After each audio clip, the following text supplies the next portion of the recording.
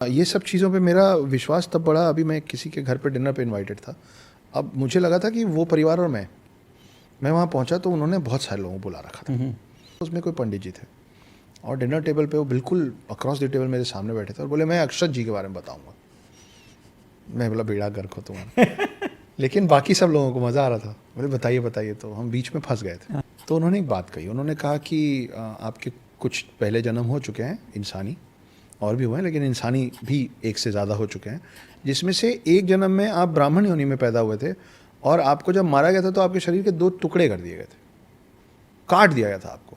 आपका आधा शरीर उन लोग को कभी नहीं मिला, आपके परिजनों को। अरे बाप रे। और आपके बच्चा जो आधा शरीर उनका आपका मिला था, उसको डाल के उन्होंने आपका अंतिम संस्कार कर दिया। नाउ दिस मैन, इनको कुछ नहीं मालूम है कि मैं इस जन्म में कौन हूँ। मतलब ये मालूम है कि अक्षत गुप्ता है। हाँ। अब उनको ये नहीं मालूम कि मेरे माता पिता कौन है, क्योंकि मैंने बोला नहीं कभी। सच में उनको नहीं मालूम। अब इसका बैक स्टोरी सुनिए। ये तो इन्होंने बता दिया मेरा मुंह देख के, तो आप बोलेंगे ना, है तो ऐसे तो कोई भी कुछ भी बोल दे ना। भाई, मेरे इस जीवन का ये सत्य है कि मेरे माता पिता लव मैरिड हैं। मेरा सरनेम गुप्ता है तो पिता का तो वही रहा है। मेरी माँ उच्च कोटि ब्राह्मण है, उनकी लव मैरिज है। और बचपन से मजाक में मेरे को घर में भी बोला गया है, सब लोगों ने बोला कि तू आधा ब्राह्मण है। और जब इतनी समझ नहीं आई थी कि ये सब कम, आप एक एज में होते हैं ना, यंग होते हैं, तो मैं अपने दोस्तों को बोलता था कि मेरे को तंग मत करो, मैं श्राप दूंगा दोनों पैर टूटने का, आधा ब्राह्मण हूँ, एक तो टूट ही जाएगा तुम्हारा। और अब ये अनजान आदमी मेरे को बोल रहा है कि तुम्हारे आधे शरीर का अंत्येष्टि हुआ था और तुम ब्राह्मण थे। तो उस हिसाब से आप देखेंगे तो लगेगा कि फिर ये इत्तेफाक नहीं लगता जो बंदा बोल रहा है, फिर लगता है कि अरे यार, मैं सच में मैं आधा ब्राह्मण हूँ, मेरे आधे शरीर का वो हुआ था। एक और ऐसे ही मिले थे, उन्होंने मुझसे कहा कि तुम अपने एक जन्म में महिला थे और घर से अस्पताल के रास्ते में तुम्हारा देहांत हो गया था। नॉर्मल बात है, कईयों का होता है, आज भी होता है।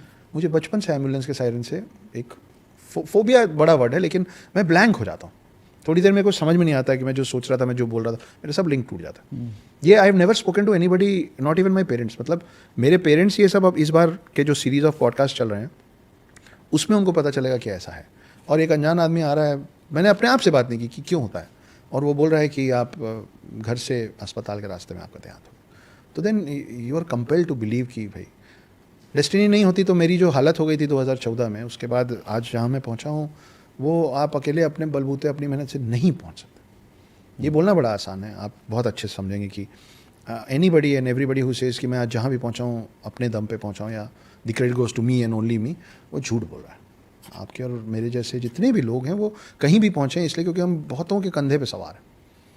हमारे मेंटर्स हैं, हमारे गुरु हैं, हमारी फैमिली मेम्बर्स, हमारे जीवन साथी हमको वो करने की छूट देते हैं जो हम करना चाहते हैं। तो उन लोग का बहुत बड़ा योगदान।